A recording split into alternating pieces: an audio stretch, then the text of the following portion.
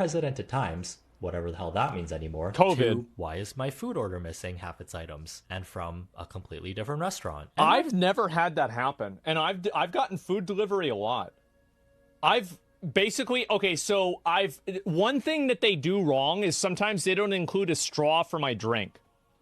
Like, it's very, very rare. And when it did happen, all I needed to do was I just filled out a ticket and I said, oh, they gave me the wrong one, and I just got my money back. That was it. Yeah, it's not even, I've gotten the wrong order all of one time. Yeah, it's happened, like, I've gotten 2 meals instead of one. I never had that happen. You probably tip well. I just do the middle option, you know? That's it. my receipts show I spend more on random fees than the actual food. That's the fucking problem right there. It's the amount of additional fees. Like, look at this bullshit. Regulatory response fee, delivery fee, wait, what, another fee, express fee? Well, the express does make sense, to be fair. The dasher tip, like, holy fuck. What is this? It's insane.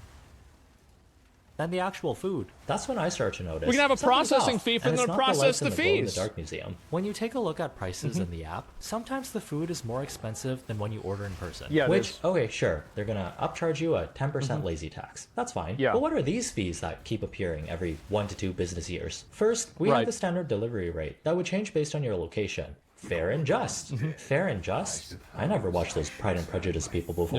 Yeah. If Keira Knightley was here, she would tell these billion-dollar companies to swallow their pride, because it's prejudice. It's too much, man. Common folk it's too much fucking money. Fee with a side of regulatory bag Look fee. at this.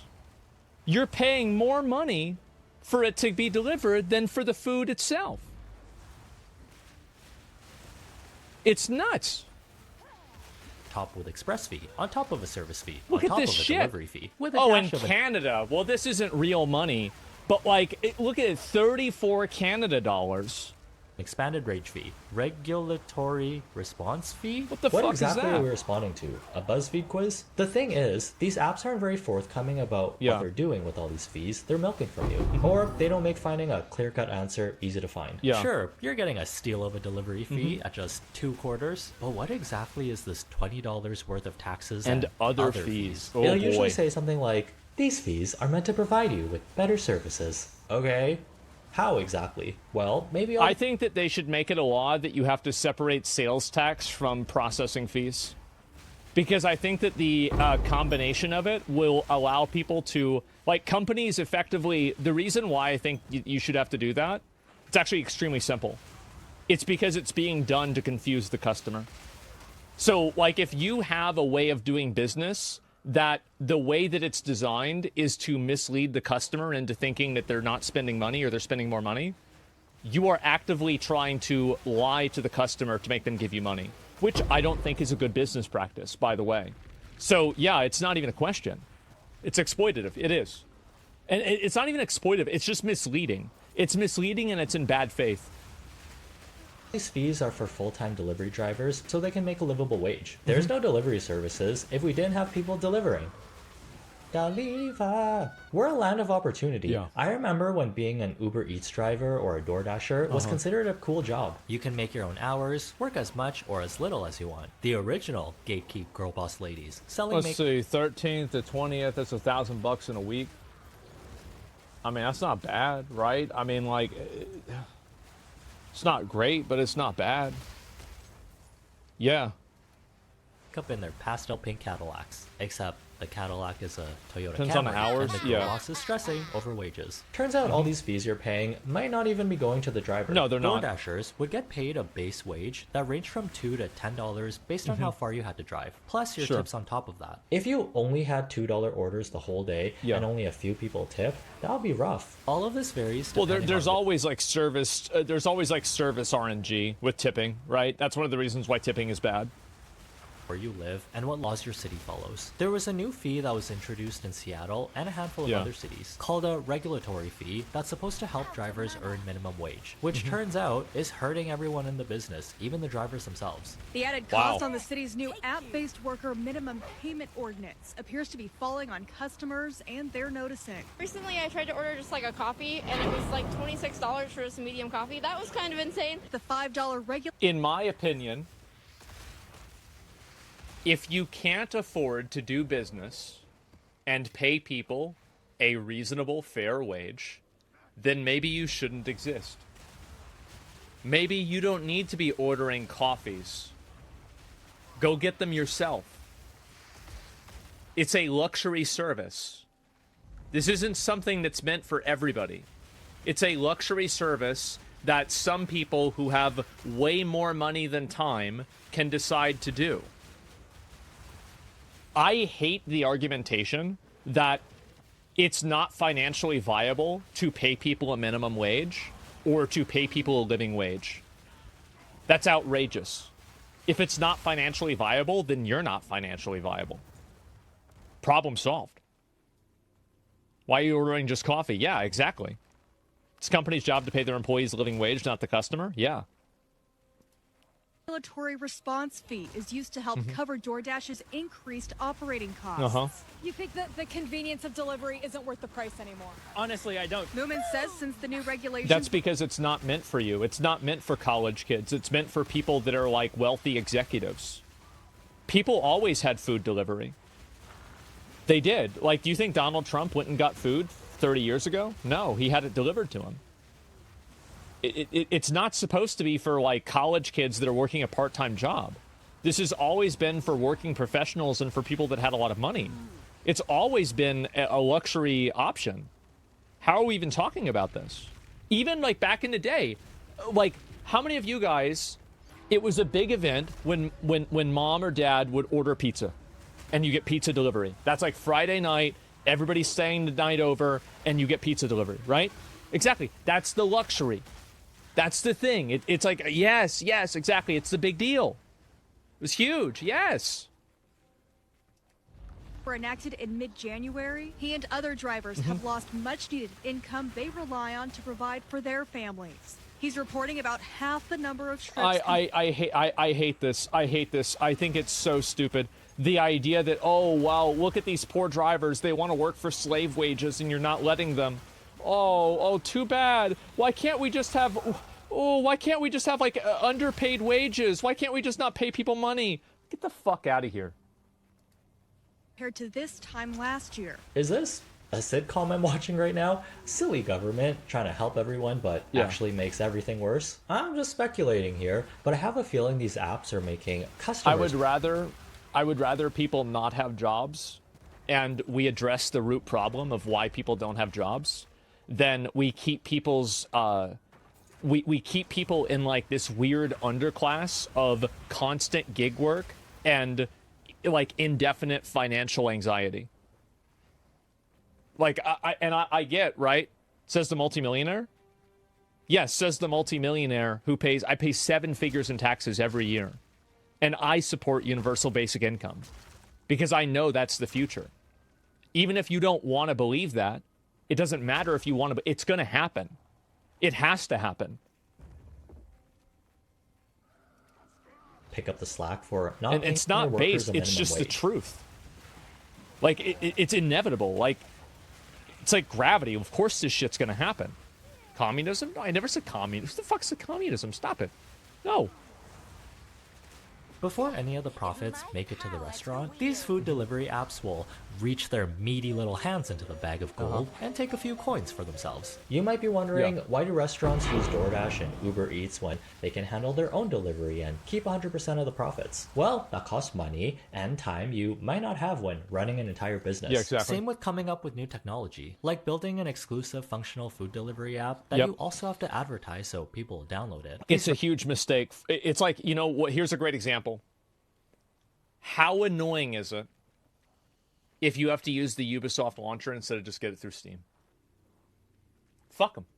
I just won't play the game. That's what people do with food delivery apps. Yep. Restaurants are letting food delivery services handle all that back-end stuff in exchange for a portion of their profits. And that's Think smart. of it as selling your wares at a mall that like gets Amazon. thousands of people browsing around every day. Exactly. You'll get more eyes on your product compared to selling it in front of your own home on the street. These popular delivery apps already cornered the market before businesses even realized they could make their own app. But who wants to download one app per restaurant when it can all be in one? Well, here's the other issue. It's that the people that use these apps and the people that make the apps are very intrusive. And like, if I download an app and if I get a notification from an app, I uninstall the app. I don't want notifications. And so like, and like you'll turn them off and then it'll get an update and the update will turn them back on. I say, nope, that's not me. That is not in my life. Hell yeah, it's always the rich middlemen who own everything and can do everything because they're rich. Here's a crazy fact. During the pandemic year, the CEO of DoorDash made $413 million in compensation in the form of stock awards. Anyone know the Addy? Just gonna door and dash myself a Fabergé egg. Maybe some real eggs too, because those are expensive. Coming back to regular people things, we pay all the... I mean, I think if it's in company value and he's the CEO, I mean, it's not like they're giving him like a bag of money that says $415 million on the front of it, right? Yeah, that's stock though, not income, exactly. And so like I'm not really gonna like freak out about that. This extra money for convenience at the cost of the profit margin's too high. Lukewarm food that's seen better days compared to their selfies.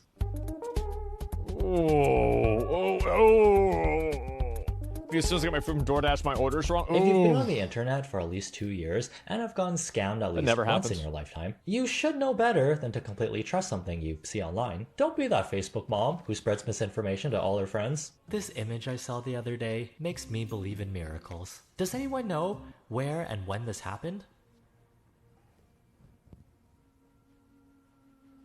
They're so stupid.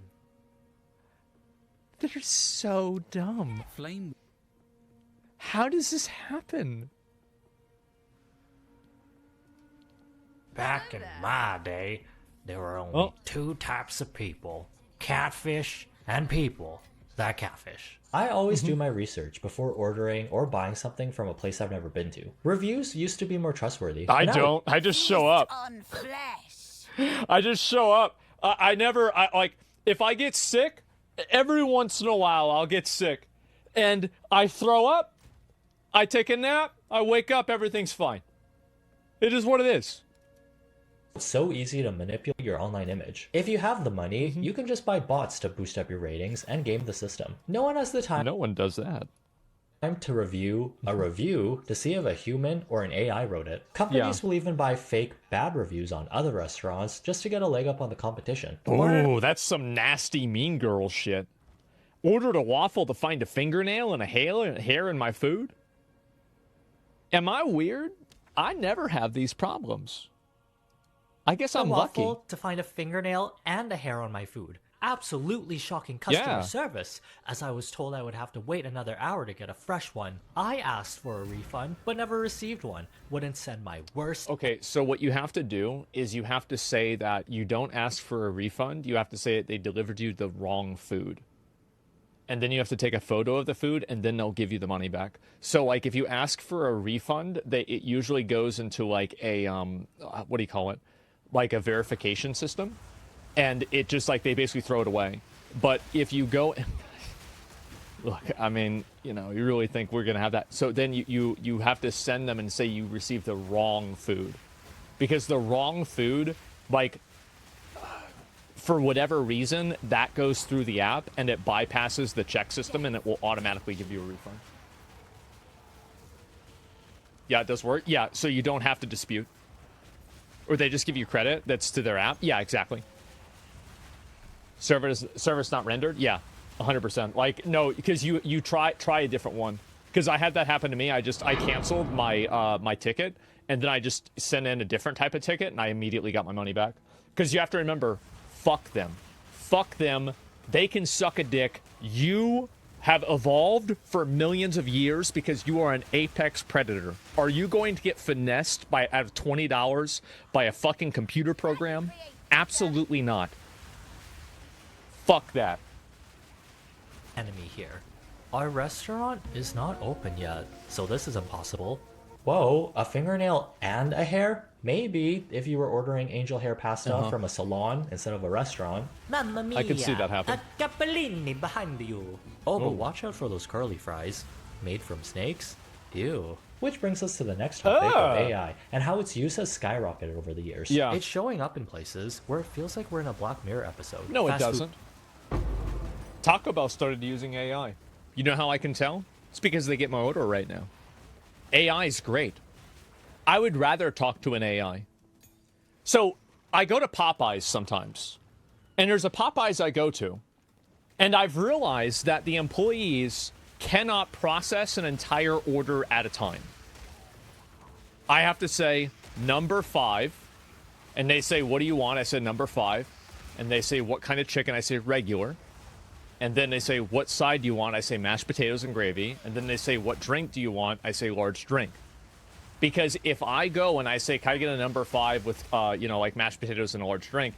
They say, okay, what do you want to order? I say a number 5 with large fries and or large mashed potatoes and a drink. And then they say, okay, well, what side do you want? They just do the same thing. So, like, is it really a big difference? Like, you either have a bot or a person that acts like a bot. Fuck. I might as well just cut out the middleman and deal with the bot. Drive-thrus are using AI to take orders. I'm just with being a honest. success rate of 60%. I want a large Mountain Dew. And your drink? Exactly. See? To all our technology being marketed to Wait, it said have and some- your drink? Wait, was it... Wait. And your drink? No, I don't believe it. I've never had the AI fuck up on me. I've never had the AI. I don't believe... No, there's something wrong. That was an AI? Yeah, no. Nope, I don't believe it. Taco Bell would never let that happen to me. To all our technology being marketed to have some sort of AI capability, it's only getting more advanced every year, that eventually it's going to be really hard to tell if artwork, music, or even someone's master's thesis was AI generated. There were times when I accidentally used royalty-free stock images that I later found out were AI generated. It's not always labeled clearly, or labeled at all. If you're selling... I hate this idea that people need to apologize for using AI. I use AI immediately. Fuck them. People cry about it? Good. Cry me a fucking river. Good, I'll go tweet about it. Tweet about it so I use you for content. It'll be a little bit.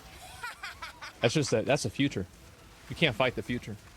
You gotta live in you love AI? I do, yeah. I think it's technology. I love technology. I love like, I mean, we isn't it crazy, right? Like, we grew up playing games like Mario, like Super Mario 64, Super Mario World. And now we get shit like Cyberpunk 2077. That's amazing. It's astonishing. Like, it really, yeah, I love technology.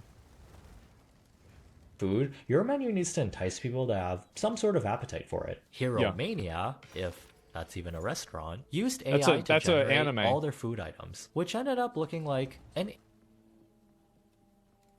alien trying to picture what humans ate in the past. Rubbery, cloudy glue on top of a bed of shiny string. Nothing. No, it still looks that if you compare that Philly cheesesteak to the one that's at 7-Eleven, or sorry, that's at Subway, I bet that one looks better. Heroic about these construction paper sandwiches or these prices. These photos make these plates of food look like hostages. If you want good Mexican food or good Chinese food, you need to go to the restaurant that gives you a fucking it's like a photo album of, like, you know, grandma taking a photo of, you know, the picture of enchiladas. That is where you get the real shit right there. That's the good food. Yeah, if there's Polaroid photos on the menu, you're in for a good time. For hostages, they locked these meals in a room, forced them to sing that one note from Wicked, and didn't give them any water for a week.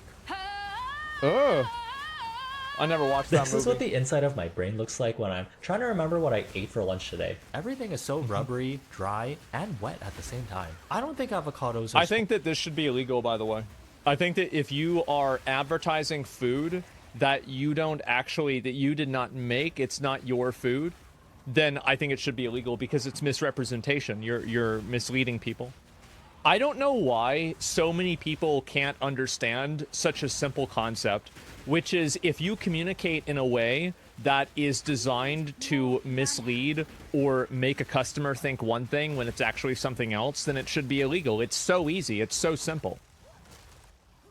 Like, why do people have trouble with this? I don't know. Japan has a law that bans food that doesn't look the same as the advertising of the package. Look it up. There is a lawsuit that Taco Bell, I don't know what happened with it, but last time I checked, is potentially going to go through because it is so much fucking worse. You guys ever see those, like the chicken flatbread sandwich and it's like this thick and it looks amazing, and then you get it and it's like this? It's like basically 2 tortillas with like some cheese that fell out. Yeah, exactly, right? It's awful.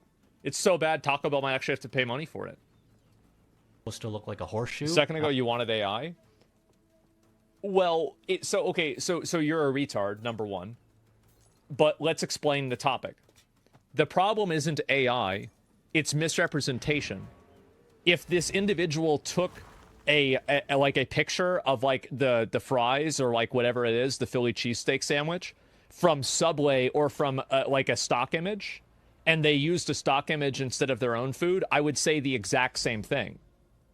It's not about whether like AI is great, but AI, if it's about the end product, it has nothing to do like what a fucking idiot. After being deep fried, don't care if you're giving that's the me one biggest, for free. dumbest I idiot pay I've seen extra today. To never have to see this ever again. If I stare at this any longer, it's gonna sprout legs and start walking towards me like a toddler. At least this iced coffee photo is accurate. 90% ice and 10% actual drink. Exactly like what we didn't want. That won't wake me up at all. I'd be falling asleep mid-zip. But gamer subs will, for when I need to power through editing all these videos without the crash. Use my code to get 10% off and check out their holiday sale. Anyways, if we can't trust our eyes, what can we trust? With so many sketchy things happening on these apps, I'm scared. Even the restaurant you're ordering from might be a figment of your imagination.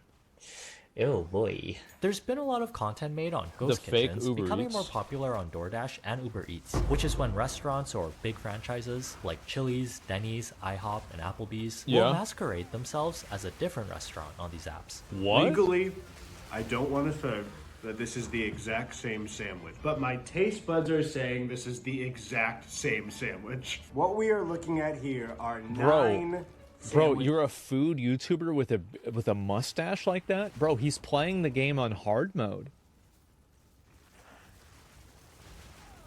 Oh my god. That's nuts. From 9 restaurants that all claim to be different businesses when you look at them. Right. So when you think you're supporting a new local business called Pasquale's Pizza and Wings, it's actually a teenager in a Chuck E. Cheese costume deep frying your food. Telltale signs you're ordering from a ghost kitchen are when the restaurants have punny names to grab your attention. Thrilled Cheese by IHOP. Cosmic Wings by Applebee's. I have never ordered food from a restaurant that I've never been to. I've never done that. I don't think I ever would, unless I absolutely had to. A Burger Den. Yeah. And the Meltdown. People do that? Denny's. Fuck. I guess, right? Who's f***ing them? What's her name? Fucking Hot Wings? Wait a second. Well, that was a jump scare. Not to be rude, but these names are too unserious for professional business wanting to last for more than a year. This is leading to people having really bad experiences trying something new. At this point, if it's a place you haven't heard of, check the address on Google. I forgot to do it this one time, and I just literally got the worst and most overpriced breakfast tacos I've ever had from a damn gas station. And I can't believe a building fried this burrito. That really sucks. They wasted a perfectly good order. I never had this happen before. I never ordered from places I haven't been to. This is crazy. I didn't even hear of this. Sketchy food and potential food poisoning. There are laws in place that restaurants have to label themselves as a virtual business if they're operating a ghost kitchen. You know, because of ethical business practices that everyone abides by. But to no one's surprise, the labels are always in the teeniest font at the very bottom. Well, it's reactive. It's just wings. It's just the way we do things. We're stuffing the to-go No box. celebrity endorsements, no TV commercials, probably no actual kitchen, probably no actual restaurant either. Not the marketing budget, no celebrity endorsements, no TV commercials. We can't stand the extra mentality unless it's fries. Oh. Wow. No forks, no knives, no napkins. Wow. It's just wings. A concept by Brinker International, owner and operator of Chili's and Mangiano's Little Italy. These apps are also really good at gathering your data, so they can send you push notifications tailored to your habits. They notice you browsing on the app during lunchtime. Here's a coupon for 20% off lunch orders. They also I don't think that's bad. I feel like that's what I would want. Like, we always talk about apps that, like, you know, they monitor your behavior as it's like some kind of fucking like, you know, like 1984 Minority Report thing. But yeah, I would want, that's the reason I would want it. I feel like, yeah. You order extra food when you watch sad movies. You should check out our subscription service, where you get free delivery on ice cream orders. There have been so many times when I over-ordered because I was hungry, and they just happened to If you are door dashing ice cream, you are so fat. I'm sorry. Like, you are fat if you DoorDash ice cream. And you're not, like, normal fat. You're, like, super fat. You're going hog wild. It happens.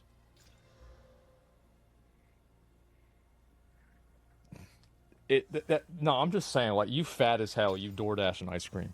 send me a save $10 on a $65 order. Yeah, I don't need $65 bad. worth of food for lunch, which will probably end up being $85 after fees, tips, and tax. At the end of the day, we're all just monkey brains being manipulated by technology and robots. I don't know, man. Soon we're going to be paying $50 in fees for a burger with a bite taken out of it. Our expectations are going to be so low, we'll start thinking, well, at least they left me with more than half this time. Oh, let's... So for a while, the Chipotles here in Austin were so bad. Like, anytime I would go to Chipotle, it would just be like kids listening to rap music.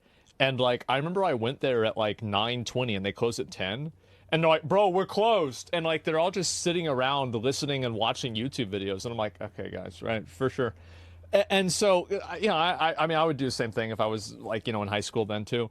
And so every single order was wrong. Like, I remember I would go to Chipotle planning to have to go to 2 different Chipotles because of how bad the food was.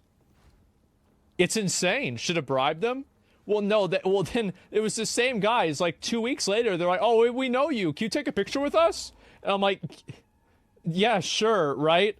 And then, yeah, that's it. That's bad. I guess so. Fucking kids, yeah. Well, now they fixed it, looks though. Looks like a footprint on the bag. They need to hire a janitor for this virtual food court, because Yeah. it has not been cleaned in a while. The trays are, like, stacked to the ceiling. But let's face it, I'm still going to order food from these apps because I do see the value in them. This video is just oh, so what now? If you enjoyed the content, let me know by giving this video a like, so the YouTube algorithm I got can something get to paid say about in this. DoorDash credits. We Have a good day. gotta Try get not to into be this. dumb, and see you in the next one. And don't forget to check out Secret Puzzle Society and download the game using my link or QR code. So we got to talk about this shit real quick. So Received number one. one is that with a lot of these food apps are not meant for people that are making a little bit above average salary. They're made for people. This is a luxury service. This is something that people that make a lot of money have always had. They've had assistants. Like at the beginning of what is the movie? We had Ryan Reynolds and another woman, and they go to Canada, and he's super rich. Is it The Proposal, something like that? I forgot even what it was. Right, and so like they have people that do this, yeah. And so it's not even it's for upper middle class maybe, and Deadpool, right? And so yeah, maybe it's for upper middle class, but this is something. It's a luxury service, and so if you're looking to get something like this, you shouldn't be planning on getting this as a daily thing, because it's a huge amount of money. Like if I ordered Chipotle actually last night, because usually this is what I do. Like a lot of days I will stream late, and I won't have a lot of time by the time that I finish, and so I order my food instead because I just simply was working all day, and working, right? But like I was, and so I don't have the time to do it. Let me show you how much it was. It was $36. $36 fucking dollars. That's a lot of fucking money. That's outrageous. It's an outrageous amount of money that people are spending on this. And holy shit, yeah, this shit ain't cheap. No, it's not. And the thing is that for an average person, spending $36 on a meal for one person is outrageous. This is not a normal price for an average person. So this is a luxury service that if you want to do it, that's fine. But these things were never meant for average people. And also, here's another component. Do you remember what I was saying about how, people are going to just, like, basically become you know, like tools for rich people in the future, like feudalism. This is a very soft version of that that's happening right now. And you're seeing these food delivery services where people just simply, their job and their existence is simply to bring food to a person who doesn't have as much time to get the food because they have money. And so that's it. Like, we're watching it happen. It's a very soft version of it right now. And also, I hate the argumentation that, and I'm not saying he's doing this. I'll link you guys a video. I love this guy's videos, by the way. Like, I've watched, like, probably 20 of them. And so the thing is that slaves, well, they're not slaves. I mean, you're not slaves. Now, we will bring back slavery, but that's not going to be for a while. So I wouldn't worry about that, at least in the near future. But we can talk about that later. Anyway, my point is that a lot of what's going to happen is that these people, they're not being paid any fucking money. And this is the mind trick that they use. They say, oh, restaurants can't afford to exist unless they pay the workers like $2 an hour. What an outrageous bunch of bullshit. It's unbelievable. And so I don't understand, like, if your business cannot pay people a fair wage, then you do not deserve to be a business. That's what I think. That's my viewpoint.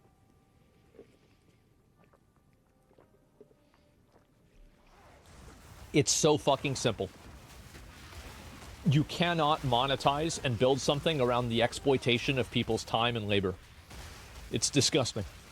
What is a fair wage? That's something that is agreed upon by the government, and it is enforced by them through the minimum wage law. That's clearly what it is. I don't know if, like, this is supposed to be like a gotcha or something like that, but that's clearly what it means.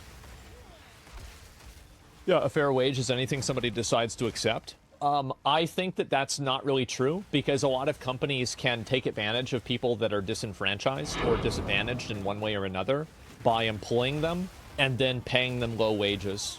And there are a lot of ways that companies can be exploitative. Actual communists? Yes, communism is when you want people to be paid money for their work. That's correct. And previously on Uber Eats, it said that they're contractors. The system is messed up. Yeah, it's deliberately messed up so they can pay these people as little as possible. And also, there are other degrees of liability that companies don't have with, companies don't have with contractors like this. And I think that's a very, very big issue. Dunkin' Donuts. Donuts? What's this shit? Foreign labor are easily manipulated due to low education.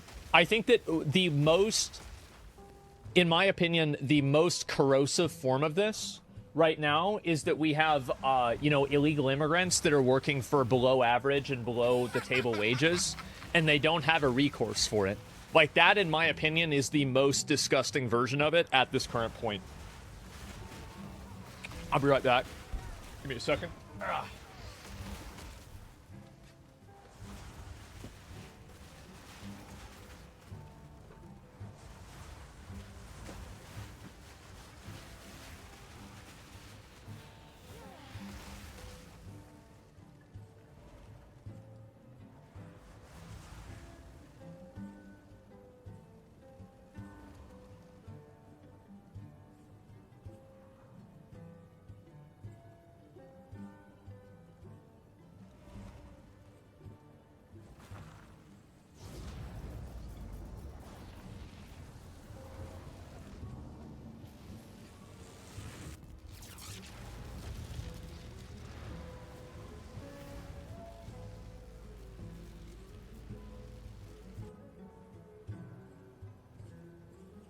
Yes. Yes?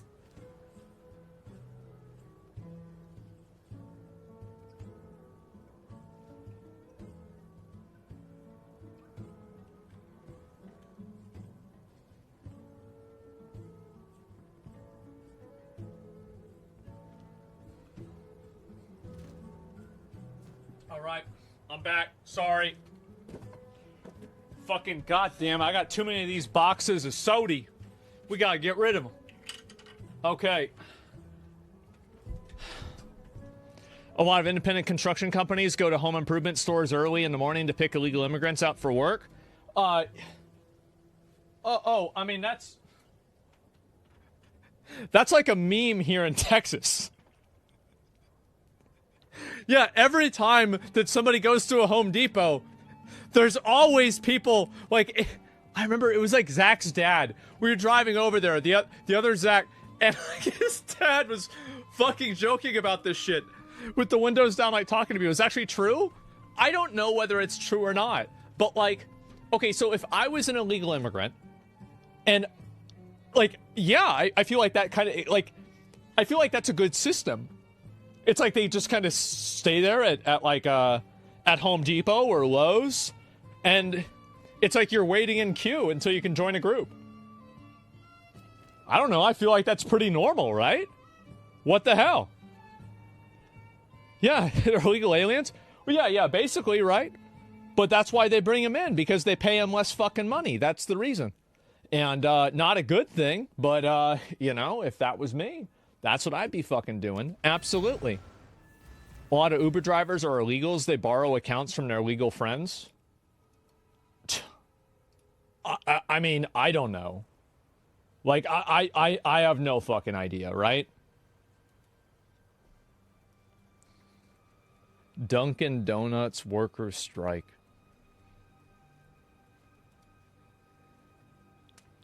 Oh boy. Oh boy, oh boy. Here we go. You have experienced no real pain. We are protesting the fact that they actually put a kiosk up in front of the Dunkin' Donuts to replace the cashiers that are there. You can see the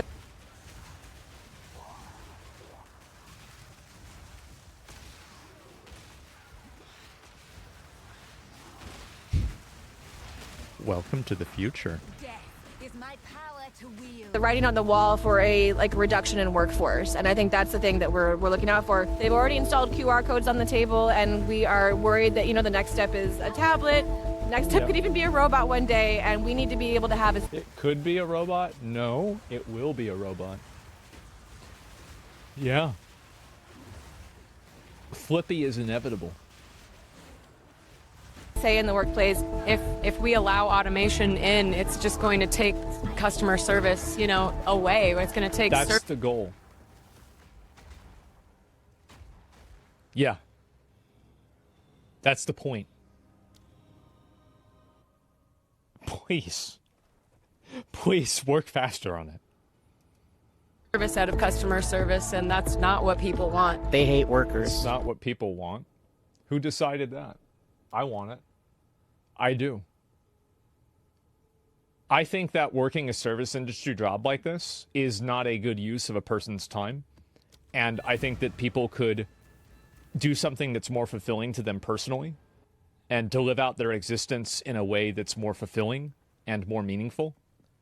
I don't think working in a Dunkin' Donuts is that. They hate us so much that they want to automate us away. They hate us. Of course they hate you. Why would they not hate you? They have to give you money. Why would they want to give you money? Do you want to give somebody money? There's a random person. Do you want to give that person money? Of course not. You want to just have it happen. Like, what are you talking about?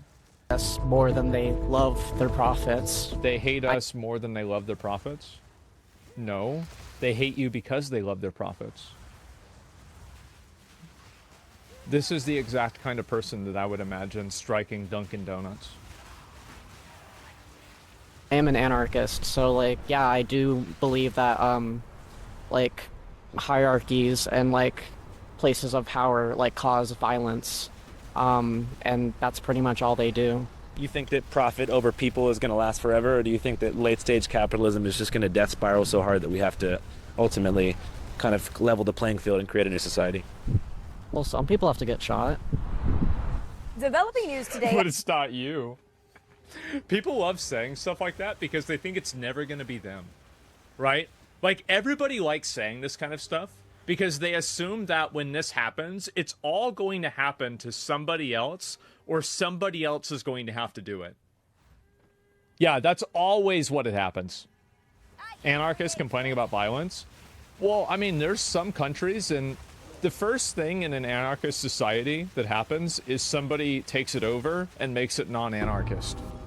Like, you know, maybe we could have him or her, I don't know what it is, go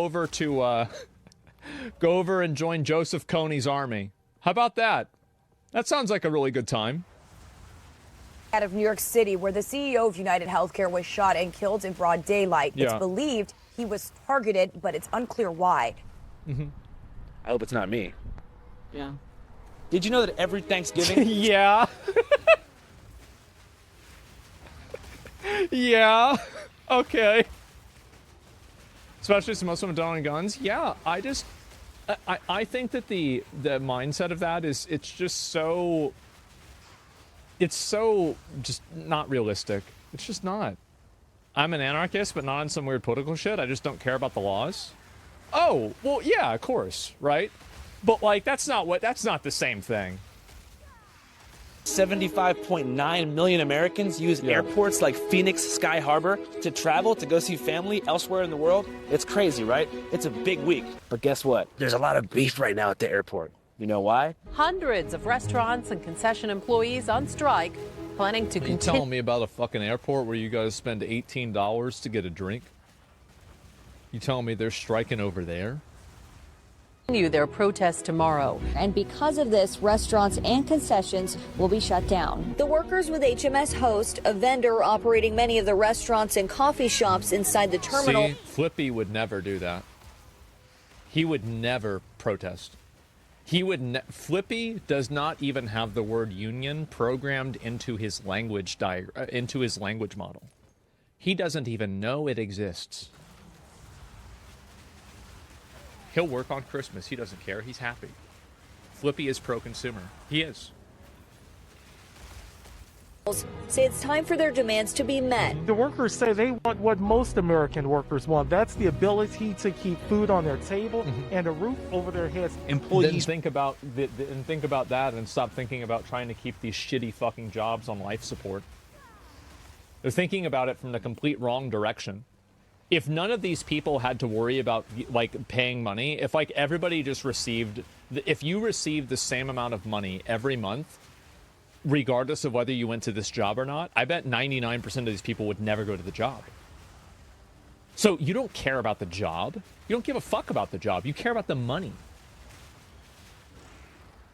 Want better pay, healthcare, and retirement plans, especially after the pandemic. It's just become very clear that we've gotten to a point where the things that we are asking for are falling on dead ears with the company, with HMS. But it's because they're losing bargaining power too.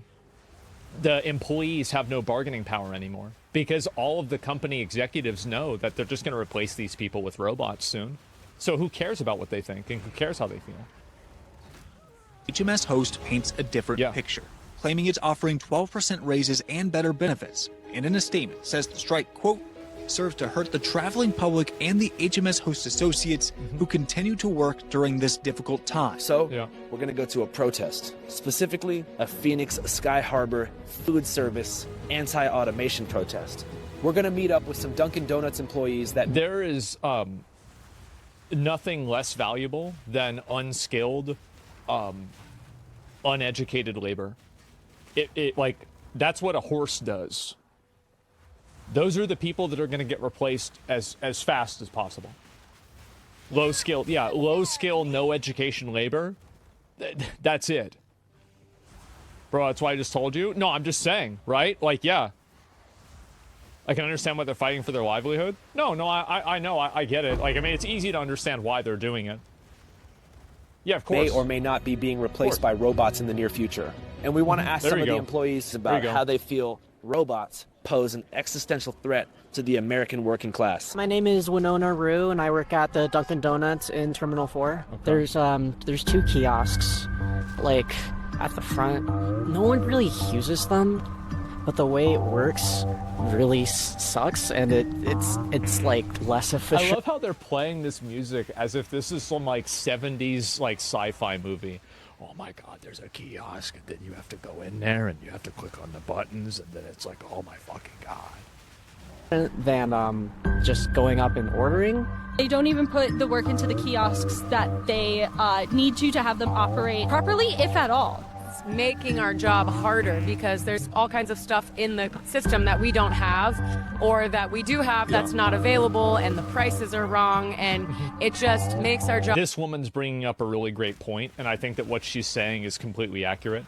She's saying that the on-hand demand for different items isn't accurate in the kiosk. And I think that she's 100% right in what she's saying. Completely accurate and actually misleading. Yeah, it's a logistics issue. Yeah, it is. So much harder She's right. than just actually going to the table and talking to people ourselves. They'll send an order through on the kiosk, and it'll just silently pop up on our screen. So we won't even, unless we're actively looking at it, we're not going to know about it. We're just going to sit around like wondering why there's people in the lobby, and we're like, oh, there's a order. Yeah, it's really not efficient. They're down more often than they are usable. They are not connected to any of our computers at Dunkin' Donuts, so we have no idea what anybody orders. And then they'll come up to us all angry with a receipt. I have a roofing company. You work at Dunkin' Donuts. Who the fuck is being ignorant? I made $350,000 last year. I'm fucking ignorant. It's frustrating on both. Just go lay down, fat ass. Go wait. What a fat boy. What's he doing? What's he getting mad for? He needs to lay down. Both ends. It's like, why is that even there? The thing is that Flippy, you know what Flippy would say? I'm sorry, dear customer. I love you. I will fix your order right now immediately. And that's it. Yeah, it won't be an issue. Nobody needs to get harassed. I think they're just trying to squeeze every penny they can out of the entire experience, and to allow people to do it themselves just makes it quicker and easier for the company.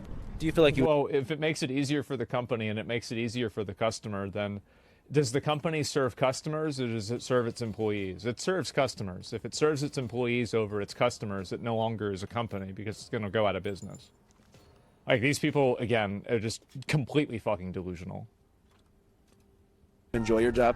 No, I've worked customer service for 5 years. I don't enjoy this. I'm here for the Exactly. paycheck. It would have been Exactly. Yes. You don't care. You don't give a shit about this. You just want the money. more profitable for them to like agree to this contract because they're really suffering now that we're out like demonstrating like this during Thanksgiving. This is the busiest travel time in the whole year.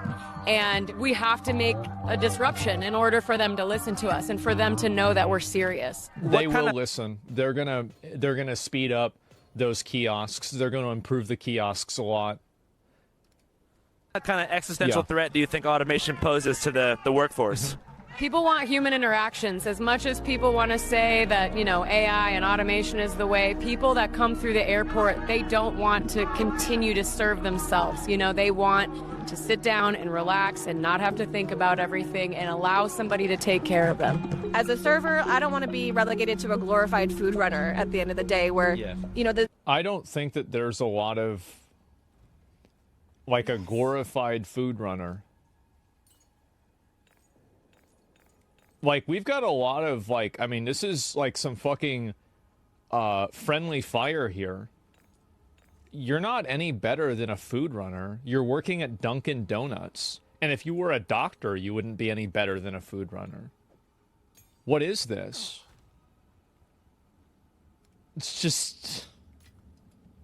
the customer is doing my job, and that's not part of the experience that we want when we go out to eat. We actually want to be served. We're emotional support humans for people that come through here sometimes, but I do like that I get to have a lot of interactions with a lot of really cool people. I mean, the best part of my day is getting to talk with the guests, get to know them, see why they're traveling, where they're going to, joking around. Like, that's what people come into a full service experience for. If they didn't want that, they would just go and grab a sandwich and go sit by the gate. So I feel like No, the reason why you go to Dunkin' Donuts is because the food's better. Like, if I could push a button and get the food, I would do that. Like, that's me personally. I'm sure some people feel the way that she does, but I'm not one of them. And so I'm just speaking from my own experience. that away in the name of profit. Yo, what's up? Los Angeles, California, 9:30 a.m. I just went inside that Dunkin' Donuts right there, and I'm not going to lie. there was in fact a kiosk. Holy there was no shit. human interaction happening. You had a counter dividing two classes of people, the working class and the consumer class, with no cross-verbal traffic That's at right. all. It was solitary. Yeah, you don't want them to talk to the customers. You don't want them to do anything. Somewhat awkward. Probably bad for the employees because they're understimulated, I think. Yeah. But for me, I honestly kind of enjoyed it. Got to walk in there, headphones in, didn't have to talk to anybody about anything going on. And now look Yeah. at it. I have a perfect oat milk infused 16-ounce Dunkin' Donuts coffee in my hand. You know, I've never drank a cup of coffee in my entire life. I really mean that. Not even once. Never. None can oppose me. I have Dr. Pepper. Why would I need that? But that's not why I'm out here filming this. What if I told you there's a service that we use before we go into the field missing out? to see how No, the I'm not. mainstream media is covering both sides of the issue? Well, that's true. And that service is called Ground News. It's a dope-ass news aggregate that every single day compiles thousands of articles and ranks them from left to right with their bias comparison tool. You can break out of your echo chamber and figure out what the heck is really going on. They also have a dope-ass tool called Blind Spot that allows you to see stories not being covered by the left or the right. Full disclaimer, Ground News does cost money, as it should. So It's the world best news. in the business, and the only tool that I can think of today on the market that can snatch you out of that nasty echo chamber that so many people find themselves stuck inside. Here's an example. Let's use the topic of worker strikes for an example. So I have Ground News up on my phone right now, and it says a couple weeks ago in Canada, Post workers went on strike to protect their pensions, disrupting the flow of mail across the whole country. Using Ground News, you can see that 61% of the coverage is left-leaning, 21% to the center, and just 18% to the right. On the left, you can see Jacobin, who described this as a fight for the future of public seems pretty services, good, actually. and interviews union leaders about potential Yeah. scabs crossing the picket line. And on the right, you can see the Epoch Times, who've penned an article called What to Do About Your Christmas Mailing Needs as the Canada Post Strike Looms, focusing instead on the potential inconveniences that are going to be faced by holiday shoppers and consumers. Yep. So both angles contain pretty interesting information and show us how the public is reacting at large. Ground News also has a dope-ass tool called Switch Editions, I which just allows look on Twitter and I read the first top comment, and I'm like, yeah, true. you to pivot from Yeah, that's national about news it. to local news, or even switch countries. And guess That's what? it. For a limited time It only, works real you can well. get a special discount with my link on the Vantage subscription, bringing the cost down to $5 a month. That's www.ground.news/channel5. www.ground.news/channel5. All right, guys, back to the streets. Despite the strong sentiments of I these think that there is a real big demand for a news place that gives unbiased information. But the problem is that I think in giving unbiased information, people will think that it's biased because it doesn't reinforce their biases. It's something that everybody needs, but nobody actually wants. I don't know. Maybe it's a black pill perspective. That's what I think. protesters, many Thanksgiving travelers are not opposed to AI and enjoy automated kiosks Exactly. for their convenience, Yes. among other things. What do you think about automation and AI? I think it's a great idea. And the fact, bro, you got this guy right here. This is a boomer. That's a real boomer right there. If this guy is okay with AI and he's okay with automation, that's the fucking future. If they already got this guy on board, that's it. It just seems to make it much more swift. Some of these, it just makes traveling so much easier. We thought it was pretty neat, you know. Over here, they're protesting, saying that it's going to kind of take away jobs and stuff. What do you think about that? Well, you can always look at it two ways, I think, because you're creating jobs on the other side, too. You know, someone's got to build the robots, someone's got to maintenance them, someone has to put the food. Do you think the retards that work at Dunkin' Donuts are just going to go and change from being a fucking service employee bot to being a robotics engineer? Absolutely not. Like, I'm just going to be honest here, okay? I know I sound like an asshole for saying this, but, like, it's just not going to happen. It's not. Why not? Because they're stupid. They're stupid. That's the reason why. They're not going to figure it out. That's why. Like, I know people might not want to admit it. Everybody has a different height. It doesn't matter how hard you try. If you're 5 feet tall, you probably can't be 6 feet tall, you know? That's it. Food on it somehow.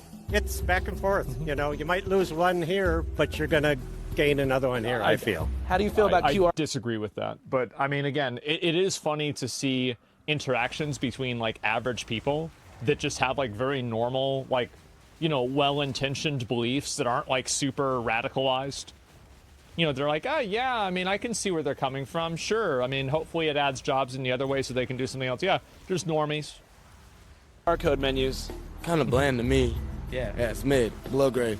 Do you feel like automation poses an existential threat to the American working class? Yes. I'm sorry, I wasn't listening. Do you feel like automation poses an existential threat to the American working class? No, not at all. If you work your ass off, if you work hard, then no, you shouldn't have anything to worry about. Frankly, there's a lot of young kids right now who don't. I mean, you gotta respect it.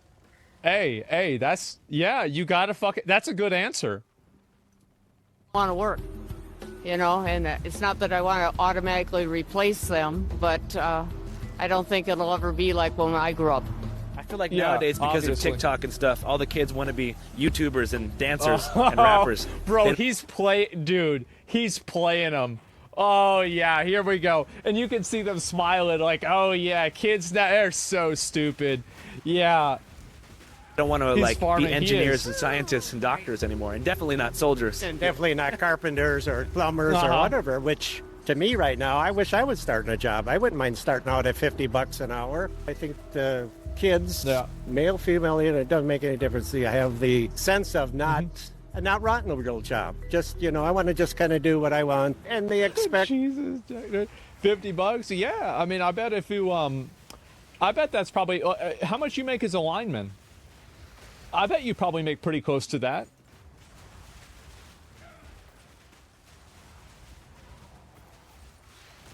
$60? Yeah. Now, you could die. That's bad. But other than that, yeah, you make a lot of money. $20, $30 an hour to start. They want a new house bad. right away. They want a new car, a new boat, a new Sea-Doo, whatever it is. And it's like, give me a break, dude. You know? Yeah. Are you pro-capitalism? Yeah, I guess. Hell yeah. Yeah. All right. Yeah. It's better than everything else we got, like being shoved in our face, right? Yeah. So I guess I'll take capitalism. You're optimistic about the future of American capitalism. About that specifically, I'm not optimistic about that if it keeps continuing. No. How come?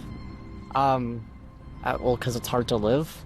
I mean, I live in a studio, converted from a garage, two blocks down from my landlord's McMansion. Like that's how I live. Yes, you are a serf. You are a peasant. You just don't know it yet. That's right.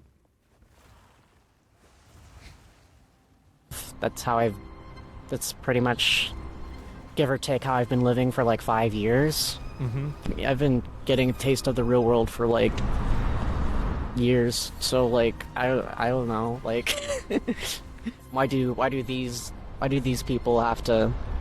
Why do these people deserve anything better than what I have, you know? For sure. Because they have it and you don't. What do you think about deserve, bro? What are you thinking about deserve? You thinking about deserve? Oh. Here we go. Here we go. Yeah. Yeah. What are your passions outside of working here? I mean, I do art, I guess, yeah. What kind of art? I draw, I guess, yeah. That's cool. Do you ever think about, like, you know, after this going into illustration? But what do you draw, though? What would you... Illustration or something like that? No, that's fucking insane. Wait, because, what? like, even... Going into illustration or something like that? No, that's cool. Do you ever think about, like, you know, after this going into illustration or something like that? No, that's fucking insane, because like even in our current society we have like as much, you know, like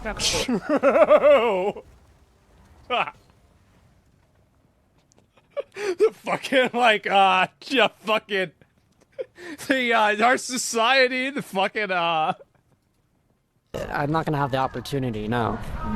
Well, shit, you never know. No. Is there a possibility of promotion in the Dunkin' Donuts corporate apparatus? Well, I don't know why I'd want to do that. Then I would lose union protections. Channel 5 live worldwide, Hollywood and Vine. Fuck the authority, Channel 5 News. Channel 55. We don't fuck with custers. And 5 is the best number. You know what I think happened? Is that as soon as Andrew asked about, like, going into illustration, it, like, triggered this person because that's probably what their parents told them to do. That's what it felt like to me. It's like, yeah, why don't you do this? Like, why don't you do something else? Like, oh, no, I can't fucking... The society, you can't do that. Yeah, like, what is this? Anyway, all of the workers in these restaurants, like 90% of them are going to get replaced by robots. These are unskilled, low education jobs that you could have a robot replace you in 5 years. There are already places that are doing this. It's only going to become more common. And for actual customers, they will prefer the robots because a lot of the reasons why these people work in places like this is because they're too stupid to get a job anywhere else. And they're too untrained or unskilled or in one way or another inefficient to get a job anywhere else. And so what a good thing it is that we have all these people that do a bad job in a lot of cases. And even if they don't do a bad job, they don't like their job, they hate the job, they don't have to do it anymore. So that's it. Real service will thrive nonetheless. Yeah, all things will happen, right? Yep, for sure. Pass a drug test equal make good money. Yep, there it is. Give me mess first. Yep, there you go. Coming from a rich person is crazy. It's true. The reality of this is inevitable.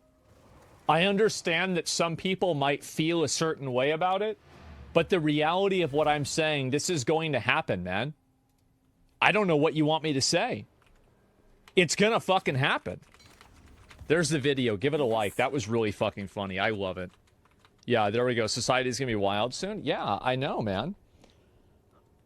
And none of these people bat an eye in industrial food processor, but the RoboCorp certainly as hell replaced a lot of prep cooks. Yeah, of course, right?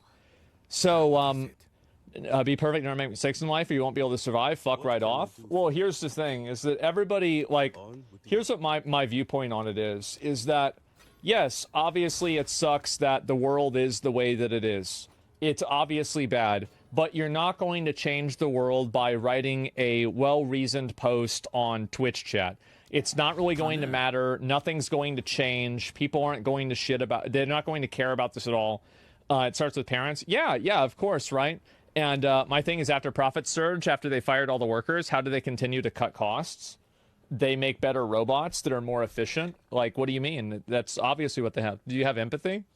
I do have empathy. And the reason why I have empathy is that I see a lot of people think that empathy is compliance. Empathy is not compliance.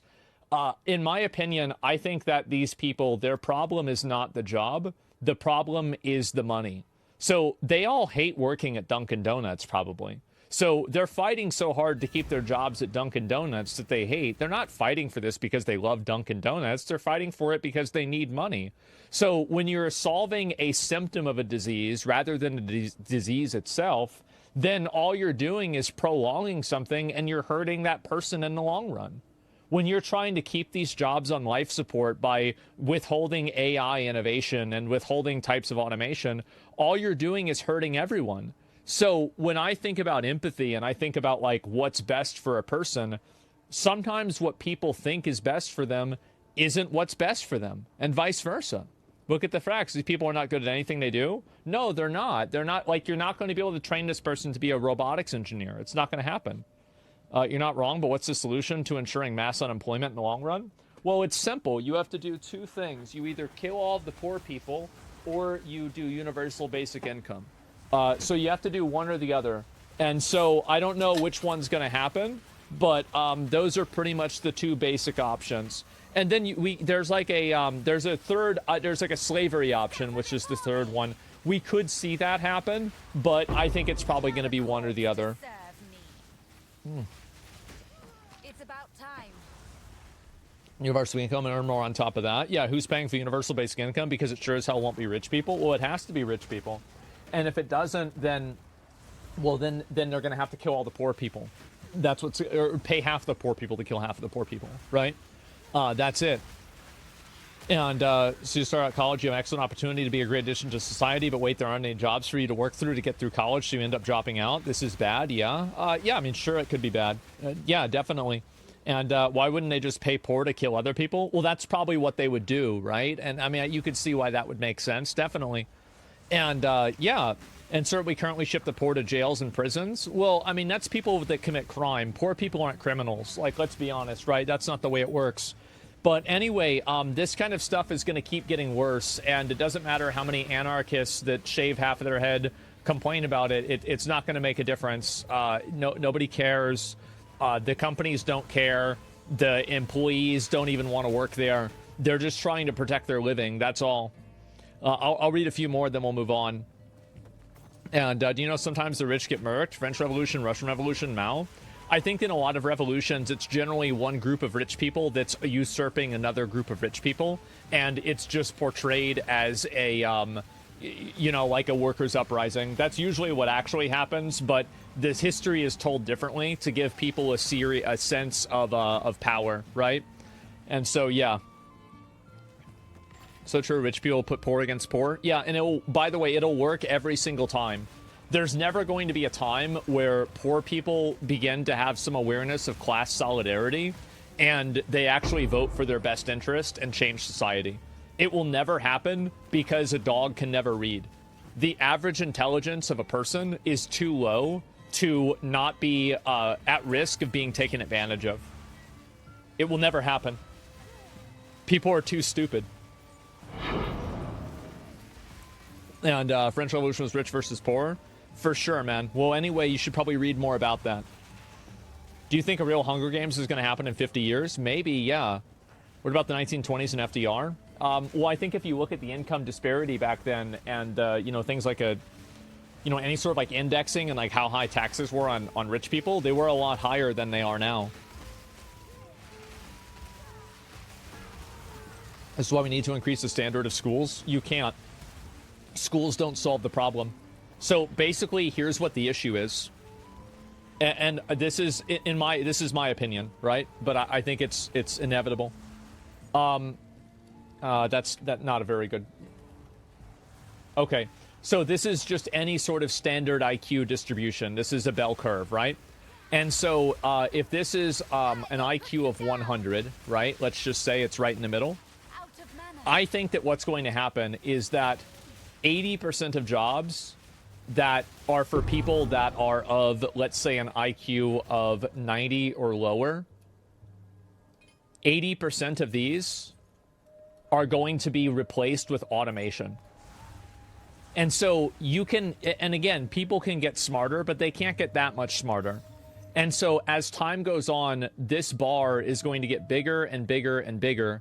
And it's going to be at the point, at some point, where the people that are able to get jobs are a very small minority of people.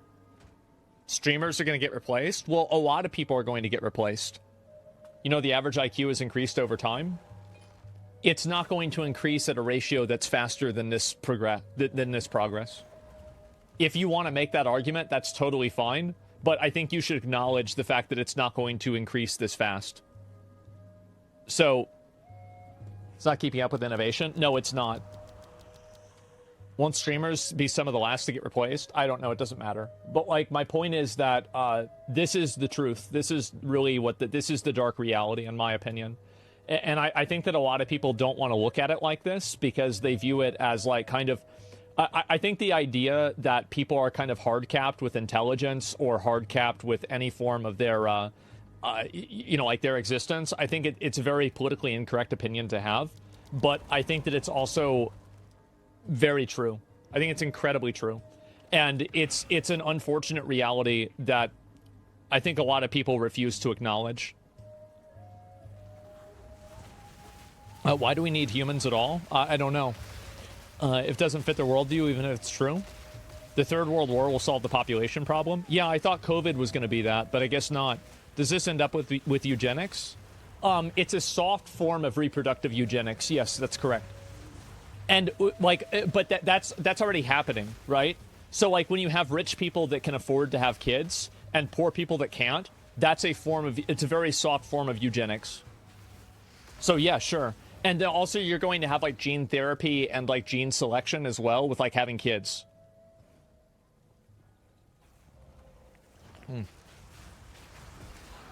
Poor people having more children though? No, you're right. But like, I'm saying the act of not having kids because you don't have money is a form of eugenics, right? It's a very soft form of it. It's like it's a manifestation of it. Invidious argument? Yeah. There's a movie about that? Oh, there's plenty of movies about this. So yeah, how much hate will this generate on Twitter? Well, the funny thing is that if people on Twitter are mad at me for saying this, I actually probably agree with almost all of their solutions to things, but I think that they can't really realize that. They might not understand that, but I actually do. I do agree with what they... now, I think they might be stupid with some things, but yeah, I mean, I support the universal basic. I think I think there are so many things like this that are inevitable. It's so sad to think if people understood basic consumer laws, the rights, and know how to exercise those rights, their life would be so much better. Yeah, probably not going to happen. Again, it's just the average people are stupid. You don't need a high IQ if you have a natural instinct of making money. I know people who are dumb, but they still know how to make money. So there are different brands of intelligence, and it's like, it's like, let's say like some people have like a certain type of intelligence versus another. There's like a few of them, right? There's like physical intelligence, there's like emotional intelligence, musical intelligence, intellectual intelligence, and there's a few other vectors that you can look at it as well. But ultimately, there are some people that spawn with less talent points than others. That's it. And so, like, even if you are, it's not like everybody is good at something. There are some people that aren't good at anything. That's it. And those are the ones that are going to lose their jobs first. Yeah, it's about momentum. Yeah, that's really it. Hot dog versus sandwich intelligence. Yeah, there you go. And going to brand myself as entertainment by a real human. Yeah, not true. Okay, well, we'll see what happens, right? And but not book smart, but street smart. I think that like that's just social intelligence in a general sense. So yeah, that CNN story is nuts. What is this? This CNN story. What happened with this? CNN accidentally commits treason? What the fuck? Wait, what? Is this the story is... I never even heard of this. Okay, okay, all right, we'll look at it. Here we go. CNN recently ran a segment of them allegedly rescuing a prisoner left in solitary confinement for over 90 days. The guard makes us turn the camera off while he shoots the lock off the cell door. Damn. It's still not clear if there is something under the blanket. Oh, it moved. Is there someone there? Kick it. Is someone there? No, it's not. Yep.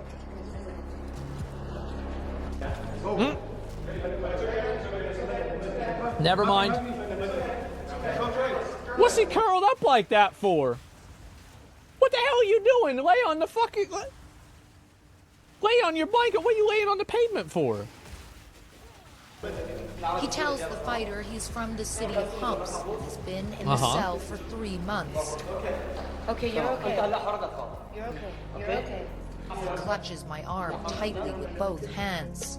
Does anyone have any water? Okay. After 3 months in a windowless cell, he can finally see the sky.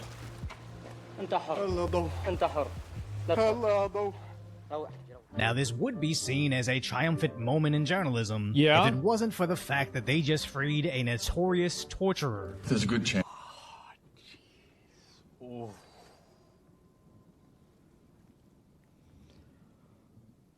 Oh, shit. Well. Yes, I may have committed some light treason. As the New York Post reports, the seemingly innocent prisoner has a long history of alleged war crimes. Part of the forces that were known by the way, like those Syrian prisons, I talked to somebody who has family there. Man. That's some dark shit. Like, if you thought we had it bad over here, like with the way our prisons, nothing. Like, they have women there having kids in the prison, and the kids are in the prison, born into jail, like fucking Bane from Batman. And those are the ones that are lucky. Other ones, they just kill the kid. It's brutal. Torture those who refuse to pay him off. Also ending civilians in their civil war in 2014. As they also make note of how he didn't quite look like someone held in solitary confinement for 3 months. Yeah, that's the thing is, like, usually if you're in that confinement, maybe, I don't know, like...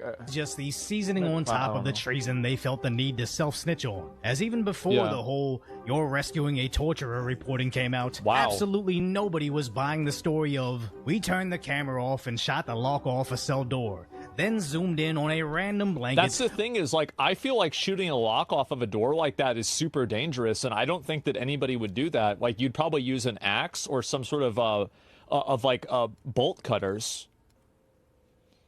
Yeah, mega dangerous. Yeah, exactly. And like, if you're using, because if he's using a military weapon, like, I'm not. Yeah, a key, exactly. Bullets are very persuasive.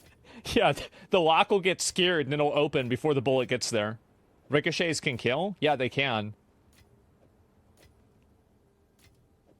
Only to suddenly discover a civilian was cowering underneath with perfectly clean clothes and somewhat recently groomed, stating he was in a windowless room for 3 months, but goes outside and immediately looks into the sun. This all sounds ridiculous until you realize it's CNN, which is pretty on brand for them. As I covered the So I was thinking about the looking at the sun part too, because I was thinking, would his eyes not be able to adjust because he'd have been in solitary confinement? That's the first thing I thought of. But I actually don't think that's a point, because they could have had light inside of the prison. Yeah, like, I mean, he could have had light inside of the prison. It's just that he hadn't seen the actual sun itself.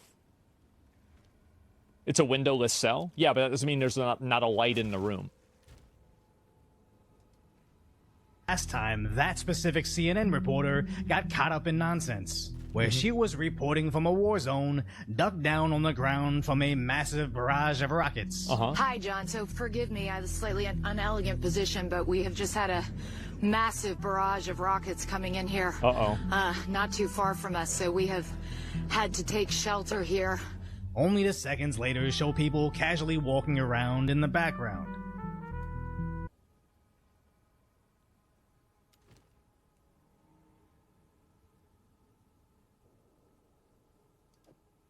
To which she was being confronted over her reporting. Where's your humanity? Where? Where is your humanity? You liar! You liar! And wasn't the only CNN. Somebody needs to hold these people accountable, because they're misleading an entire nation of people in misunderstanding what is happening in the world. And that misunderstanding translates into voting preferences that ends up killing millions of people. I think there needs to be a degree of accountability for this. It's really bad. Propaganda is insane. And journalists to be ran off the street. You are not welcome here! Would you support us? CNN! CNN! Fucking base. CNN treats world events like the tabloids cover celebrity gossip. What they report doesn't necessarily have to be rooted in truth, as long as they make it look some. And you got to keep in mind, that guy's educated. Because anybody that's over there, like, and knows English too, like, that's not their native language over there as far as I know. It's like, these people are educated. Somewhat believable to the lowest information viewer, as they treat their viewers like goldfish. The people who said that he was a Hitler lover weren't Democrats, they were Republicans. People who said that he was a fascist weren't Democrats, they were Republicans who worked for him. Fear-mongering or fabricated narratives they made. Why is Donald Trump telling women he will do things whether they like it or not? Oh, this sounds like it's gonna be another lawsuit soon. Uh-oh. Oh, yeah. Your body, my choice forever. Bro, It's crazy how popular that got. It was. Oh my god, remember this? Yeah. John, that is grossly inaccurate what you just played. Play the full clip. Play it in its context. And that wasn't the only occurrence. Well, they can't do that. Especially if we're the kind of country that's going to be using the military against our own citizens. This kind of thing concerns me. What do you mean use against our own citizens? I'm talking about sending... Blue states behave. What do you mean? What are you talking about? I'm talking about sending the military into blue states to make them behave. Getting Gavin Newsom under control, getting J.P. Pritzker under control, making sure... I've got to say that if you told a bunch of Trump voters that Trump is going to invade California with the military and put Gavin Newsom under military arrest, I feel like... I mean, I'm not going to say it, but I have a feeling what that response would be. What are you talking about sitting into the state capitol to commandeer the state government? I mean, I hope not, but he's definitely talked about that. And they don't just make up hypotheticals, they're actually antithetical to getting the truth. As remember when Trump almost got taken out? CNN reported it as Secret Service rushing Trump off the stage, as Trump just fell to the ground amid loud bangs. And if it was... That was the one that I actually gave CNN a bit of credit for, because they didn't want to announce it was a shooting until they were absolutely certain. I think that one would be okay, but the problem is that it's one maybe in a sea of lies. And so it's like, how are people going to believe that they were doing this out of the abundance of caution when so many other cases that were an abundance of lies? It's premature reporting. Exactly, right? It was pretty obvious, to be fair, what happened. No, I understand that. It's too gracious with them? No, I'm not. I'm not gracious at all. I just think this is the one exception that I wasn't crazy about getting mad about this one. That's all. For free social media like X and videos like mine on YouTube, if you only watch CNN, you would just think Trump fell to the ground when he heard a loud bang, which just goes to show that CNN isn't so much reporting the news as they're reporting a corporate pre-approved narrative. This wasn't even the first time. That's the bad one. Like, again, that can be contentious. We can debate about that. It's not a big deal. But I'll tell you, that's probably the only point. That's the only point of debate. This right here, I wish Joe Rogan would have sued them for this. I do. I wish you would have sued, because I think that these people need to have a degree of accountability when they're publishing things that are just not even true. Skeletal arsonist. Yeah, you can't defend this. It was this obvious, as back in 2021, they showed Joe Rogan getting COVID, looking sickly and green. When the video Rogan originally posted... He looks totally... Look at this! Who does this? It's like, this is real life? This is Gears of War. Had him looking much healthier and normal. And again, this was something I covered on this channel as it was happening. And I was just starting my YouTube channel at the time, which was not only a red pill moment for my listeners, but for myself too.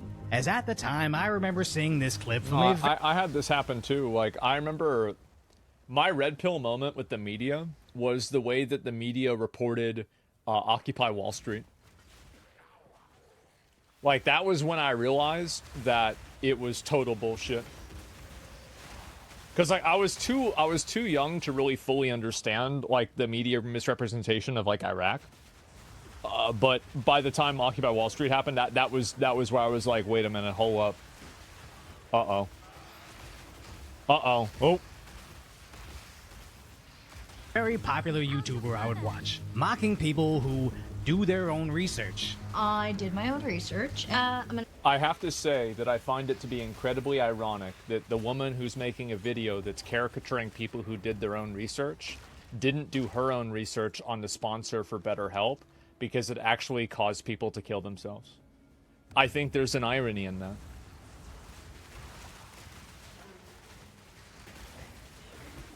It's funny.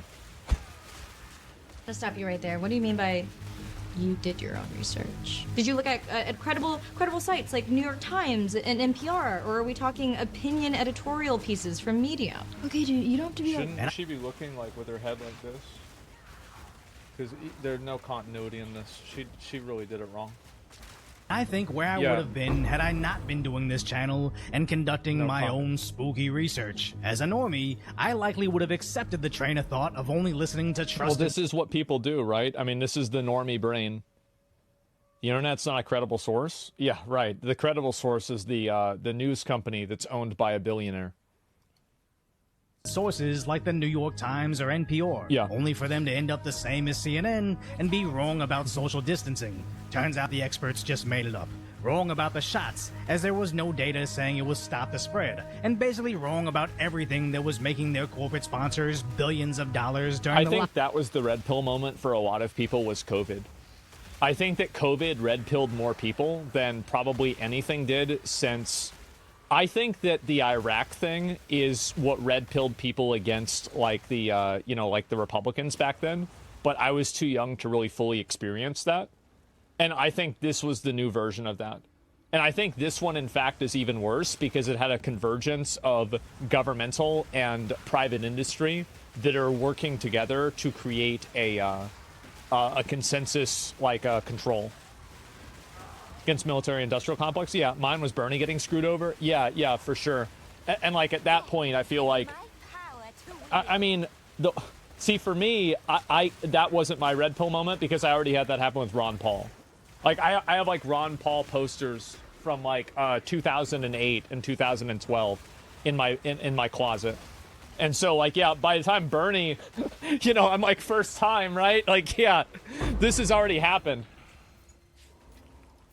Lockdowns. So I don't think any lesser of anybody that originally bought into what the mainstream narrative was, as I see believing CNN or NPR like people that still use Internet Explorer or Internet Edge or whatever they're calling it now. As the only people that are still using it are the people who got it by default, but never took the time to see if there was something better out there. And just because I'm terminally online doesn't mean I fault those who have a life outside of the internet, as that does sound nice. But after years of constant lies, misrepresentations, and now... I think COVID woke a lot of people up. And I think also because people had a lot more time during COVID, because many people were working from home or unemployed, it gave them the time to actually look some of this stuff up.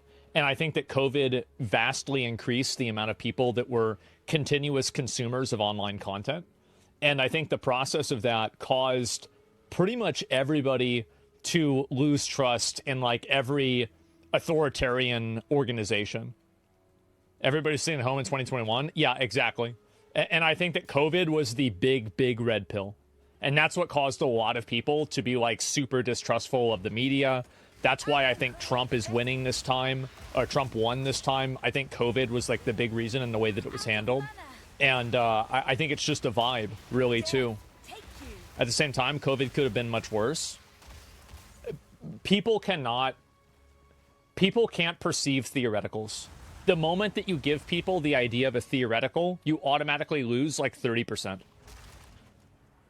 They just can't. Freeing war criminals for content. People are finally turning off CNN, as CNN and their sister in misinformation, MSNBC, are tanking, with CNN's viewership sliding in half to under 400,000 after the election, while Fox News barely lost anybody, still sitting at over 2.6 million viewers. Well, the reason why Fox News didn't lose a lot of people, it's because Fox News was right.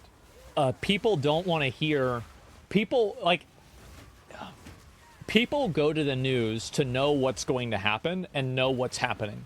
So if the news is not giving people an accurate representation of what reality is, the news is not serving its purpose as a tool. So when Fox News is saying Trump is going to win and they're pro-Trump, well, then obviously people are going to keep watching them because they were right. But when you have other places saying that there's no way he can win, he's going to be in jail, he won't even be able to run, and like all this stuff, and these things are just continuously disproven over and over, then people lose faith and lose credibility in them. That's what happens. Fox News is as bad as CNN? That's not what I said. I didn't say that. Wrong. People go to news to feel better about their worldviews, not to get informed. I think that there is a combined group of people. I think that you're right and I'm right. I think that people do go after and look for news that reaffirms what they already believe. But there are people that look for news and they want to find out what's happening as well. You said Fox is more accurate than CNN? Did I say Fox is more accurate than CNN? I don't think I said that. I don't believe that. What can I do for you? I don't really have a tier list, to be honest with you. Like I feel like all of them, like Fox, MSNBC, NBC, CNN, I think they're all bad.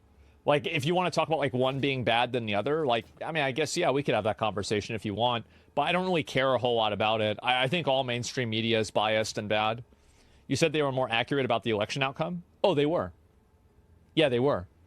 That's just the truth.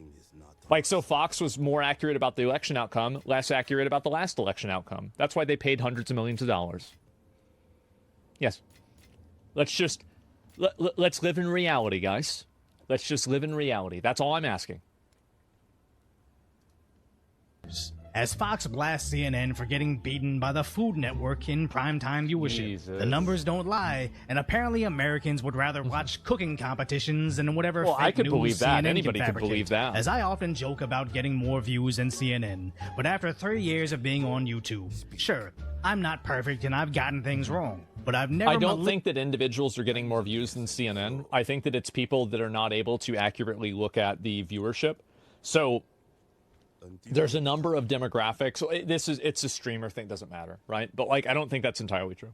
Maliciously misled my listeners, or at the very least, I've never staged rescuing a war criminal from captivity with the production quality and acting of a High School Musical. As at this point, watching CNN actually makes you dumber and more misinformed than if you watched nothing at all. And years ago, Denzel Washington... He was so... Oh my god. And put it best after fake news was written about him. If you don't read the newspaper, you're uninformed. If you do read it, you're misinformed. She goes, Yeah, there it is. Society now where it's just first. Who cares? Get it out there. We don't care who it hurts. We don't care who we destroy. Yeah. We don't care if it's true. Just say it. Sell it. Anything you practice, you'll get good at. So if you appreciate my concise, lighthearted coverage on the tragic status of today's reality, hopefully I've earned your subscription, then go check out the video on how even conservative news networks are getting pretty creepy. Oh, yeah, I saw a little bit about this. I don't even know what happened there. They don't understand. You're on some schizo? Yeah, I mean, there it is. So Denzel's the GOAT? Yeah, 100%. No, this video is really good. So they broke this, they staged this guy. Oh, my God. Look at him. Oh, wow. Does anyone have any water? After 3 months in a windowless cell, he can finally see the sky.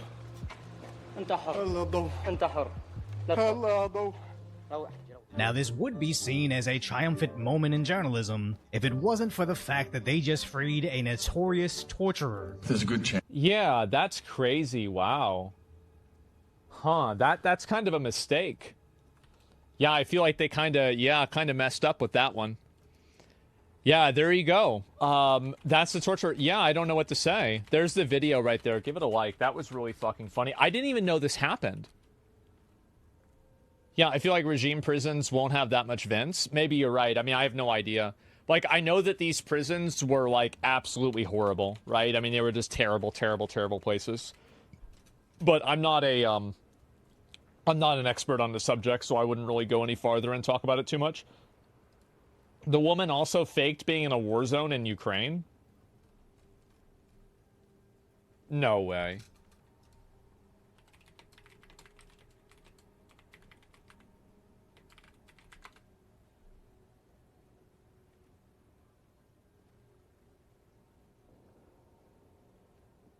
What?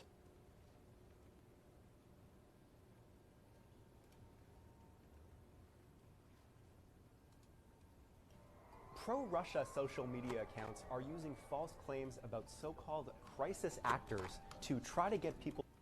Russian forces quickly overtaking that area. This is different. What the fuck? Oh, I don't know about this. This seems like it's something else. That's insane. With ISIS in charge of Syria, I expect Christians and Catholics to become a top priority target now for new CIA asset? I have no idea. I mean, what happens across the world and everything, I don't live there. I don't speak their language. I don't understand their problems. I think that they should try to solve that themselves. I don't understand it. But yeah. Isn't it live? It's a miracle. That was a protest. Yeah, I don't know. Like I'm an American. I care about mostly American politics, right? That's it. But anyway, or American like events and things like that. So yeah, pretty big mess up by CNN though. Let's be honest. Definitely a big mess up. Oh my God. Yeah, there you go. Holy shit, man. And what's this? American events are the only events that matter? Well, I think if you're in America, in a lot of cases they are. I mean, obviously these events do matter. And I think that they clearly do, because it will affect how... It will affect what happens over there and the probability that we will like have to deploy troops there again or something like that. So I do think it definitely matters, and it will probably, continue in one way or another. So yeah. Hopefully they don't have another one of those fucking wars, man. CNN did a follow-up article that confirms that they freed a war criminal. What?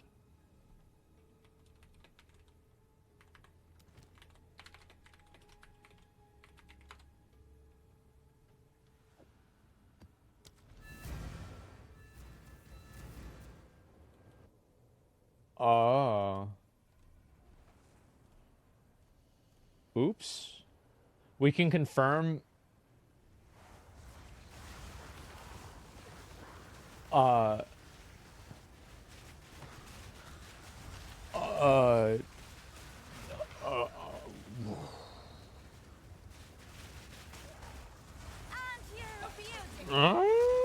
That's not so good. Yeah, I don't know. I mean, maybe this happened. Maybe it's hard to say.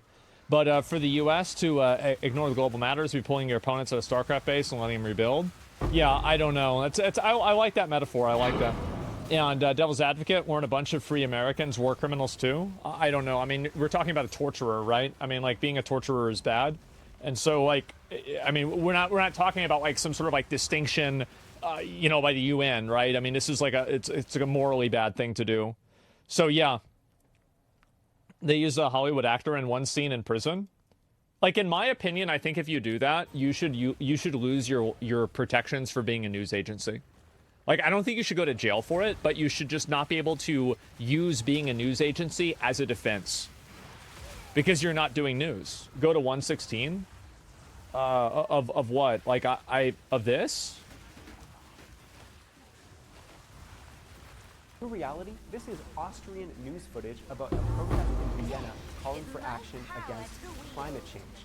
The reporter covering the climate protest, which happened more than 2 weeks before the Russian invasion began, did not talk about Ukraine whatsoever.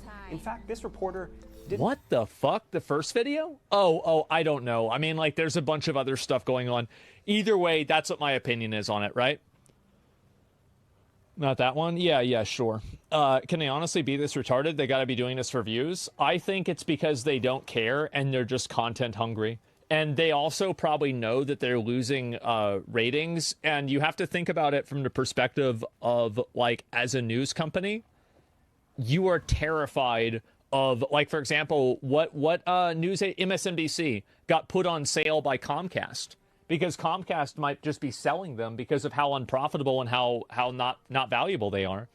Because you have to understand that, like, these really big companies, the reason why, and these power conglomerates, the reason why they own news stations is so they can control what people think.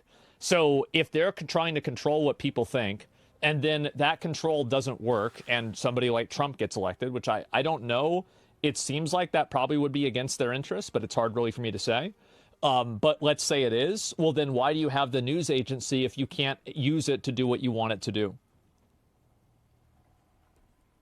Why are you so scared when faced with debunking liberal media? You rarely shy away. Well, can you explain this for me real quick? Because we'll watch this real quick, and then I'll get back to it. So when was I scared about debunking liberal media? When did I do that? Yeah, when did that happen? Because I'm curious.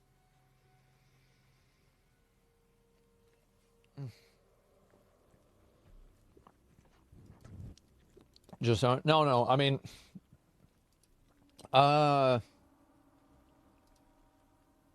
no, this person's not going to get banned. Yeah, no, he's not going to get banned. He's fine. The first video, you just turned it off abruptly. The reason why, so here's the reason why. It's because this video is of CNN talking about videos of the Russian invasion, or sorry, the Ukraine invasion being misrepresented by other people. And so it's about pro-Russian social media. So it's basically like it's CNN debunking like Russian propaganda. That's the reason why I stopped watching it. It's because the topic wasn't, it was the exact opposite of what I was discussing it. So the fact is, like, this actually, you would be more accurate in this circumstance with me saying that, like, I'm scared with debunking, like, conservative media, maybe. I missed the context, sorry? Yeah, no, that's not true. Like, I mean, I just talked about how COVID was a massive thing. I feel like that's not, yeah, that's not true at all. And so, media lies by omission? Yeah, they do. So, what do you think should have the accountability for CNN faking news and actual treason? I don't know. I mean, treason's illegal. It's a legal thing. They'd have to figure that out in court. But what I think should happen is that, so this is the way I view news companies, is that if a news company is not acting in the best interest of the public, and they are not serving their purpose of being a news entity, then they should lose the protections that they have, like, for example, like higher standards of defamation and other types of exclusions and exceptions that they have. So basically, if you want to be treated special, you have to be special. And if you act the same as everybody else, you can technically do that because it's the First Amendment right, but you also can't have these protections. So it's like, you know, with privileges come expectations. If you don't meet the expectations, then you don't get the privileges. I think this is so fair. This is the fairest thing that you can possibly have. Who would determine that, though? Well, the government would, right? I mean, obviously, like a board that would evaluate this and make a decision. The courts decide that. The same as anything else. Everything is going to be decided that way. What do you mean? Of course. Anyway, let's see here. Oh, man. You know, I got one word for this. Hoes mad. It is so fucking funny for me to see how mad everybody has got about this. It's insane. Hey, what's up, guys? Rip here. So right now on social media, there is a very heated debate on the topic of quote-unquote ugly female leads in video games. This whole debate was sparked by recent reaction to the main protagonist of Naughty Dog's latest trailer, and that is for the game Which people are blaming me for. They're like, I did this. I'm the person who caused everybody to dislike the character. Galactic. Now, the initial reaction to this game has been abysmal, at least looking at the like-dislike ratio on all the related trailers. It is really, really bad. And a lot of people... I love how people think it's just a very loud minority, as if the Walmart Americans of the country aren't racist. Like, they're more sexist and more racist than any gamers are. So if you have to go to the silent majority of the average person, you're going to be in a way worse spot. Just aren't impressed, not only with the character designs, but also just with the trailer itself. However, what we're going to focus on today is the coping and seething that a lot of woke people are having on social media in regards to this criticism of Intergalactic. They are looking at things like this, like-dislike ratio on the trailers, and saying, no, actually, this is a good sign for the game. They unironically... This is a good thing, guys. No, everybody doesn't like it. That's what we didn't want them to like it. Oh, okay. We think these numbers are good and only represent the vocal minority who somehow achieved the majority in the dislikes. But anyways, this post is a good place to start. This is from the Naughty Dog subreddit saying, don't look at the like-dislike ratio. Look at the like-views ratio. The fans are excited. People disliking, we're never going to buy the game anyways. This game will be amazing. So this description right here is... How do you know it will be amazing? Like, I can understand wanting to withhold judgment, but, like, I don't think you should know it. You didn't even see the game. Like, I mean, yeah, like, shouldn't we see the game before we say the game is going to be good? Like, I don't know what to say. Just the modern audience. I don't know why they're projecting about that. but they're looking at this very weird metric of like views ratio. I've never heard of that before. They're basically saying if a game and its trailer has a lot of views and a lot of likes isolated from the dislikes, that's a really good sign. Yeah. Except for the massive amount of people who don't like it and are criticizing it. But anyways, their logic is obviously quite foolish and desperate. And honestly, I will give a different opinion. I think that it actually is valid that there are a lot of people that still do like the game, and it's just that the game got a lot of attention. And overall, there will still be a lot of people that might want to play it.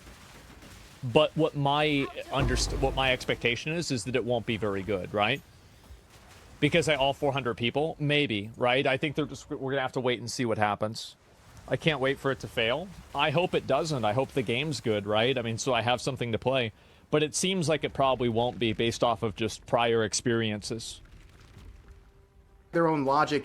Trailers for the live-action Snow White film, for example, would be considered a good sign because it has a lot of views and has a lot of likes. But, you know, it also has that nasty 97% dislike ratio, but you don't have to pay attention to that because we're coping and seething on Reddit.com.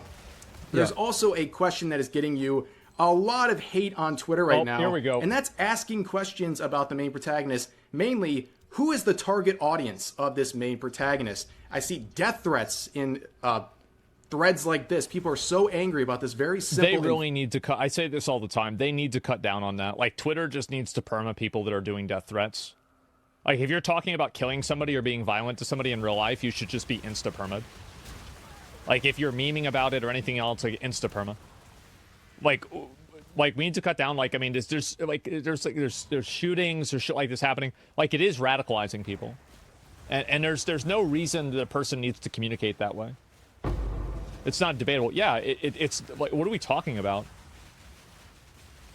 Fair question.